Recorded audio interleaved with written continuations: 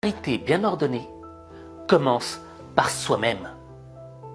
Et je vais pas te mentir, quand j'étais ado, je comprenais rien à cette expression. Mais j'ai fini par la comprendre un peu plus tard. Tu vois, quand tu marches dans la rue, parfois il y a des ONG qui viennent et qui t'accostent. Parce qu'ils ont envie que tu leur donnes un petit peu d'argent chaque mois. Et moi, j'arrivais pas à leur dire non. Pourquoi? Premièrement parce que, tu vois, j'avais un petit peu pitié des situations qui se passaient. Ouais, il y a les ours en Alaska, il y a les gorilles des montagnes, il y a les enfants qui meurent de faim. Putain, tu dis, c'est dur de dire non. Et en même temps, quelle est l'image que je vais renvoyer si je dis non?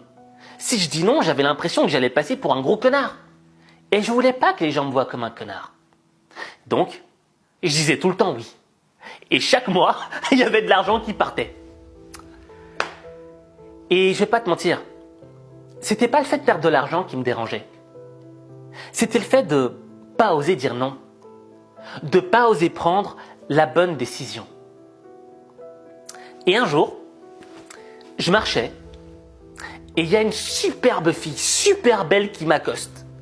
Et elle travaillait pour une ONG. Et tu vois, elle commence à m'expliquer, on commence à rigoler, et là je me dis, c'est super cool et tout.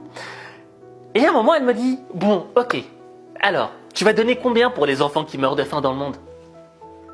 Et là, il y avait un petit Aziz dans ma tête qui a fait...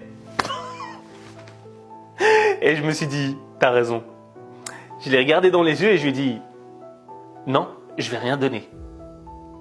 Et là, elle m'a fait, quoi? Tu veux pas sauver les enfants qui meurent de faim dans le monde? Et je lui ai dit, non, faut d'abord que je me sauve moi-même.